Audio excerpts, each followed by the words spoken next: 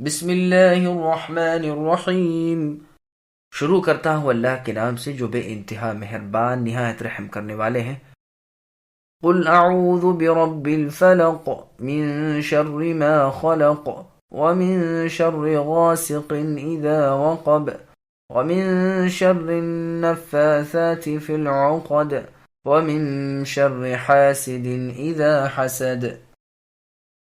آپ کہہ دیجئے کہ میں صبح کے رب کی پناہ میں آتا ہوں ہر اس چیز کی برائی سے جو اللہ نے پیدا کی ہے، اور اندھیری رات کی برائی سے جب اس کا اندھیرا پھیل جائے، اور گرہ لگا کر ان میں پھونکنے والیوں کی برائی سے بھی، اور حسد کرنے والے کی برائی سے بھی جب وہ حسد کرے۔ سامعین، ان آیتوں کی اب تفسیر سماعت کیجئے۔ فلق کا معنی، جابر رضی اللہ عنہ وغیرہ فرماتے ہیں فلق کہتے ہیں صبح کو۔ خود قرآن مجید میں اللہ کا ارشاد ہے فالق الاصباح۔ ابن عباس رضی اللہ عنہما سے مروی ہے کہ فلق سے مراد مخلوق ہے۔ کعب الاحبار رحمۃ اللہ علیہ فرماتے ہیں کہ فلق جہنم میں ایک جگہ ہے، جب اس کا دروازہ کھلتا ہے تو اس کی آنکھ کی گرمی اور سختی کی وجہ سے تمام جہنمی چیخنے لگتے ہیں۔ امام ابن جریر رحمۃ اللہ علیہ فرماتے ہیں کہ سب سے زیادہ ٹھیک قول پہلا ہی ہے، یعنی مراد اس سے صبح ہے۔ امام بخاری رحمۃ اللہ علیہ بھی یہی فرماتے ہیں اور یہی صحیح ہے۔ تمام مخلوق کی برائی سے جس میں جہنم بھی داخل ہے، اور ابلیس اور اولاد ابلیس بھی۔ غاسقین سے مراد رات ہے، اذا وقب سے سورج کا غروب ہو جانا مراد ہے، یعنی رات جب اندھیرا لیے ہوئے آ جائے۔ ابن زید رحمۃ اللہ علیہ کہتے ہیں کہ عرب ثریا ستارے کے غروب ہونے کو غاسقین کہتے ہیں۔ بیماریاں اور وبائیں اس کے واقع ہونے کے وقت بڑھ جاتی تھیں اور اس کے طلوع ہونے کے وقت اڑ جاتی تھیں۔ یہ اہل جاہلیت کی توہم پرستی تھی اور عقیدے کی خرابی کی ایک بات۔ بعض مفسرین کہتے ہیں کہ مراد اس سے چاند ہے۔ ان کی دلیل مسند احمد کی یہ حدیث ہے جس میں ہے کہ رسول اللہ صلی اللہ علیہ وسلم نے عائشہ صدیقہ رضی اللہ عنہا کا ہاتھ تھامے ہوئے چاند کی طرف اشارہ کر کے فرمایا، اللہ تعالیٰ سے اس غاسق کی برائی سے پناہ مانگو۔ ایک اور روایت میں ہے کہ غاسق اذا وقب سے یہی مراد ہے۔ دونوں قولوں میں بآسانی یہ تطبیق ہو سکتی ہے کہ چاند کا چڑھنا اور ستاروں کا ظاہر ہونا وغیرہ یہ سب رات ہی کے وقت ہوتا ہے جب رات آ جائے، واللہ عالم۔ گرہوں میں پھونکنے والیاں، گرہ لگا کر پھونکنے والیوں سے مراد جادوگر عورتیں ہیں۔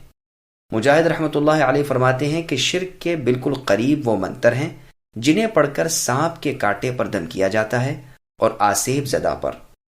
دوسری حدیث میں ہے کہ جبریل علیہ السلام رسول اللہ صلی اللہ علیہ وسلم کے پاس تشریف لائے اور فرمایا، اے محمد صلی اللہ علیہ وسلم، کیا آپ بیمار ہیں؟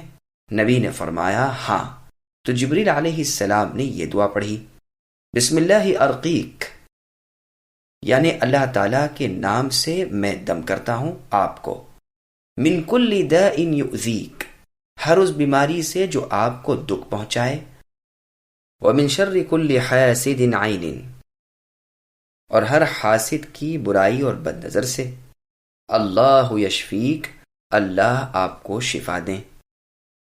یہ حدیث صحیح مسلم کی ہے۔ نبی صلی اللہ علیہ وسلم پر جادو کرنے کی کوشش۔ اس بیماری سے مراد شاید وہ بیماری ہے جبکہ نبی صلی اللہ علیہ وسلم پر جادو کیا گیا تھا، پھر اللہ تعالیٰ نے آپ کو عافیت اور شفا بخشی۔ اور حاسد یہودیوں کے جادو کے مکر کو رد کر دیا اور ان کی تدبیروں کو بے اثر کر دیا اور انہیں رسوا اور فضیحت کیا، لیکن باوجود اس کے رسول اللہ صلی اللہ علیہ وسلم نے کبھی بھی اپنے اوپر جادو کرنے والے کو ڈانٹا ڈپٹا تک نہیں۔ اللہ تعالیٰ نے آپ کی کفایت کی اور آپ کو عافیت اور شفا عطا فرمائی۔ مسند احمد میں ہے کہ نبی صلی اللہ علیہ وسلم پر ایک یہودی نے جادو کیا جس سے کئی دن تک آپ بیمار رہے۔ پھر جبرائیل علیہ السلام نے آ کر بتایا کہ فلاں یہودی نے آپ پر جادو کیا ہے اور فلاں فلاں کنویں میں گرہیں لگا کر رکھا ہے، آپ کسی کو بھیج کر اسے نکلوا لیجیے۔ رسول اللہ نے آدمی بھیجا اور اس کنویں سے وہ جادو نکلوا لیا، گرہیں کھول دی، سارا اثر جاتا رہا۔ پھر نہ تو رسول اللہ صلی اللہ علیہ وسلم نے اس یہودی سے کبھی ذکر کیا اور نہ کبھی اس کے سامنے منہ میلا کیا۔ صحیح بخاری کتاب الطب میں عائشہ صدیقہ رضی اللہ عنہا سے مروی ہے کہ رسول اللہ صلی اللہ علیہ وسلم پر جادو کیا گیا۔ رسول اللہ سمجھتے تھے کہ آپ ازواج مطہرات کے پاس آئے، حالانکہ نہ آئے تھے۔ سفیان ثوری رحمۃ اللہ علیہ فرماتے ہیں کہ یہی سب سے بڑا جادو کا اثر ہے۔ جب یہ حالت آپ کی ہو گئی، ایک دن آپ فرمانے لگے کہ عائشہ، میں نے اپنے رب سے پوچھا اور میرے رب نے بتلا دیا۔ دو شخص آئے، ایک میرے سرہانے بیٹھا، ایک پائتیوں۔ سرہانے والے نے اس دوسرے سے پوچھا ان کا کیا ہے؟ دوسرے نے کہا ان پر جادو کیا گیا۔ پوچھا کس نے جادو کیا ہے؟ کہا لبید بن عاصم یہودی نے، جو بنی زریق قبیلے کا ہے، جو یہود کا حلیف ہے اور منافق شخص ہے۔ کہا کس چیز میں؟ کہا سر کے بالوں اور کنگھی میں۔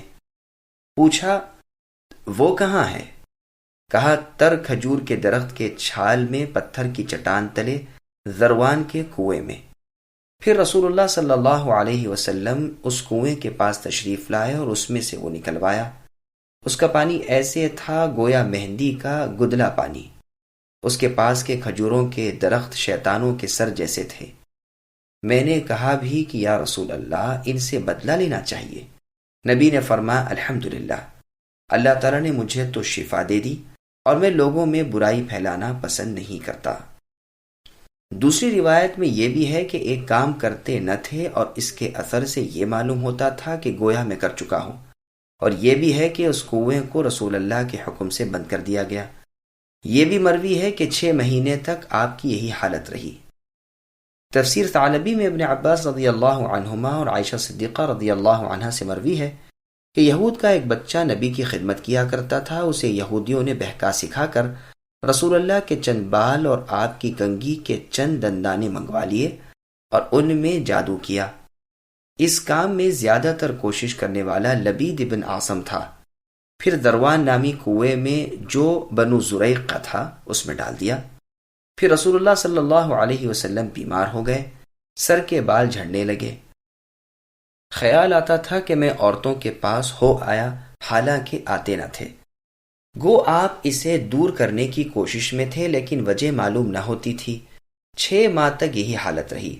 پھر وہ واقعہ ہوا جو اوپر بیان کیا کہ فرشتوں کے ذریعے آپ کو اس تمام حال کا علم ہو گیا، اور نبی صلی اللہ علیہ وسلم نے علی کو، زبیر کو اور عمار بن یاسر رضی اللہ عنہم کو بھیج کر کنویں میں سے وہ سب چیزیں نکلوائیں۔ ان میں ایک تانت تھی جس میں 12 گرہیں لگی ہوئی تھیں، اور ہر گرہ پر ایک سوئی چبھی ہوئی تھی۔ پھر اللہ تعالیٰ نے یہ دونوں صورتیں اتاری۔ رسول صلی اللہ علیہ وسلم ایک ایک آیت ان کی پڑھتے جاتے تھے، اور ایک گرہ اس کی خود بخود کھلتی جاتی تھی۔ جب یہ دونوں صورتیں پوری ہوئیں، وہ سب گرہیں کھل گئیں اور آپ بالکل شفایاب ہو گئے۔ ادھر جبرائیل علیہ السلام نے وہ دعا پڑھی جو اوپر گزر چکی ہے۔ لوگوں نے کہا اللہ کے رسول، ہمیں اجازت دیجیے کہ ہم اس خبیث کو پکڑ کر قتل کر دیں۔ آپ نے فرمایا نہیں، اللہ تعالیٰ نے تو مجھے تندرستی عطا فرمائی، اور میں لوگوں میں شر و فساد پھیلانا نہیں چاہتا۔ یہ روایت تفسیر ثعلبی میں بلا سند مروی ہے۔ اس میں غرابت بھی ہے، اور اس کے بعض حصے میں سخت نکارت ہے، اور بعض کے شواہد بھی ہیں جو پہلے بیان ہو چکے ہیں۔ واللہ اعلم۔ سامعین، الحمدللہ سورۃ الفلق کی تفسیر مکمل ہوئی۔ سامعین، تفسیر سورہ فلق اور سورہ ناس سماعت کیجیے۔ ان صورتوں کا تعارف اور فضائل۔ مسند احمد میں ہے کہ عبداللہ بن مسعود رضی اللہ عنہ اس صورت کو اور اس کے بعد کی صورت کو قرآن میں نہیں لکھتے تھے، اور فرمایا کرتے تھے کہ میری گواہی ہے کہ رسول اللہ صلی اللہ علیہ وسلم نے مجھے خبر دی کہ جبرائیل علیہ السلام نے آپ صلی اللہ علیہ وسلم سے فرمایا قل اعوذ برب الفلق، تو میں نے بھی یہی کہا۔ پھر فرمایا قل اعوذ برب الناس، تو میں نے یہی کہا۔ تو ہم بھی اس طرح کہتے ہیں جس طرح رسول صلی اللہ علیہ وسلم نے کہا۔ ابی بن کعب رضی اللہ عنہ سے ان دونوں صورتوں کے بارے میں پوچھا جاتا ہے اور کہا جاتا ہے کہ آپ کے بھائی ابن مسعود رضی اللہ عنہ تو ان دونوں کو قرآن کریم میں سے کاٹ دیا کرتے تھے۔ تو فرمایا کہ میں نے رسول اللہ صلی اللہ علیہ وسلم سے سوال کیا تو آپ نے فرمایا مجھ سے کہا گیا کہو میں نے کہا، بس ہم بھی کہتے ہیں جس طرح رسول صلی اللہ علیہ وسلم نے کہا۔ مسند میں بھی یہ روایت الفاظ کے ہیر پھیر کے ساتھ مروی ہے۔ اور بخاری شریف میں بھی۔ مسند ابو یعلا وغیرہ میں ہے کہ ابن مسعود رضی اللہ عنہ ان دونوں صورتوں کو قرآن کریم میں نہیں لکھتے تھے اور نہ قرآن میں انہیں شمار کرتے تھے، بلکہ قاریوں اور فقیہوں کے نزدیک مشہور بات یہی ہے کہ ابن مسعود رضی اللہ عنہ ان دونوں صورتوں کو قرآن کریم میں نہیں لکھتے تھے، شاید انہوں نے نبی صلی اللہ علیہ وسلم سے نہ سنا ہو اور تواتر کے ساتھ ان تک نہ پہنچا ہو۔ ایک فائدے کا ذکر، پھر یہ اپنے اس قول سے رجوع کر کے جماعت کے قول کی طرف پلٹ آتے ہیں۔ صحابہ کرام رضی اللہ عنہم نے ان صورتوں کو ائمہ کے قرآن میں داخل کیا، جس کے نسخے چوطرف پھیلے، وللہ الحمد والمنہ۔ صحیح مسلم میں عقبہ ابن عامر رضی اللہ عنہ سے مروی ہے کہ رسول اللہ صلی اللہ علیہ وسلم نے فرمایا، کیا تم نے نہیں دیکھا کہ چند آیتیں مجھ پر اس رات ایسی نازل ہوئی ہیں جن جیسی کبھی نہیں دیکھی گئیں؟ پھر آپ نے ان دونوں صورتوں کی تلاوت فرمائی۔ یہ حدیث مسند احمد میں، ترمذی میں اور نسائی میں بھی ہے۔ امام ترمذی اسے حسن صحیح کہتے ہیں۔ مسند احمد میں ہے کہ عقبہ رضی اللہ عنہ فرماتے ہیں کہ میں رسول اللہ صلی اللہ علیہ وسلم کے ساتھ مدینے کی گلیوں میں آپ کی سواری کی نکیل تھامے چلا جا رہا تھا کہ آپ نے مجھ سے فرمایا، اب آؤ تم سوار ہو جاؤ۔ میں نے اس خیال سے کہ اگر آپ کی بات نہ مانوں گا تو نافرمانی ہوگی، سوار ہونا منظور کر لیا۔ تھوڑی دیر کے بعد میں اتر گیا اور رسول صلی اللہ علیہ وسلم سوار ہو گئے۔ پھر آپ نے فرمایا، عقبہ میں تمہیں دو بہترین صورتیں کیا نہ سکھاؤں؟ میں نے عرض کیا، ہاں اللہ کے رسول، ضرور سکھائیے۔ پس نبی صلی اللہ علیہ وسلم نے مجھے سورہ قل اعوذ برب الفلق اور قل اعوذ برب الناس سکھائیں۔ پھر نماز کھڑی ہوئی، نبی نے نماز پڑھائی اور انہی دو صورتوں کی تلاوت کی۔ پھر مجھ سے فرمایا، سنو جب تم سو اور جب کھڑے ہو تو انہیں پڑھ لیا کرو۔ یہ حدیث ترمذی، ابو داؤد اور نسائی میں بھی ہے۔ مسند احمد کی ایک اور حدیث میں ہے کہ عقبہ ابن عامر رضی اللہ عنہ کو رسول صلی اللہ علیہ وسلم نے ہر نماز کے وقت ان صورتوں کی تلاوت کا حکم دیا۔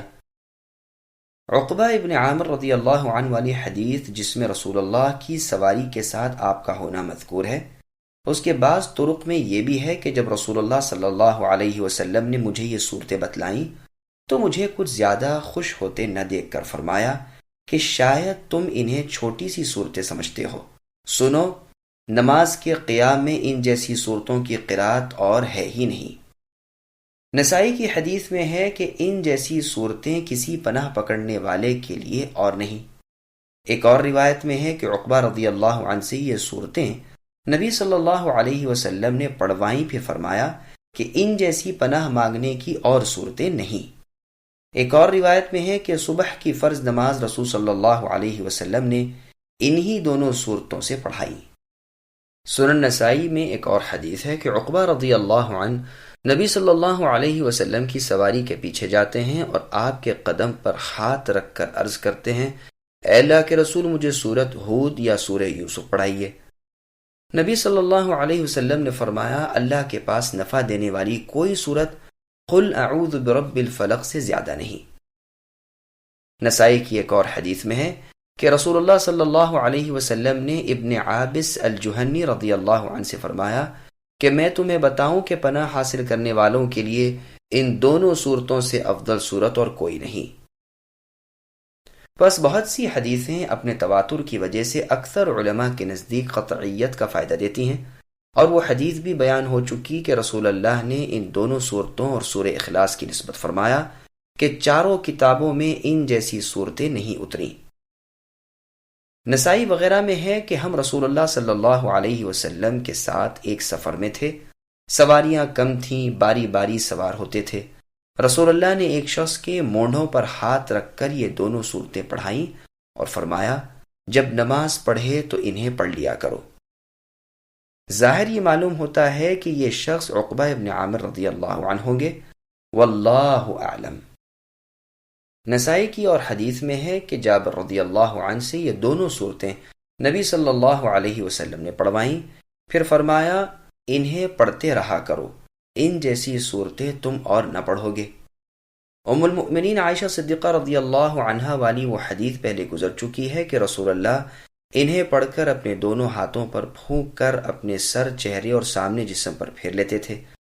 موطا مالک میں ہے کہ جب نبی صلی اللہ علیہ وسلم بیمار پڑتے تو ان دونوں صورتوں کو پڑھ کر اپنے اوپر پھونک لیا کرتے تھے۔ جب آپ کی بیماری سخت ہوئی تو عائشہ رضی اللہ عنہا معوذات پڑھ کر یعنی قل اعوذ برب الفلق اور قل اعوذ برب الناس خود آپ کے ہاتھوں کو آپ کے جسم مبارک پر پھیرتی تھیں، اور اس سے قصد آپ کا آپ کے ہاتھوں کی برکت کا ہوتا تھا۔ سامعین، الحمدللہ سورۃ الفلق اور سورۃ الناس کا تعارف نیز ان دونوں صورتوں کی فضیلت کا بیان پورا ہوا۔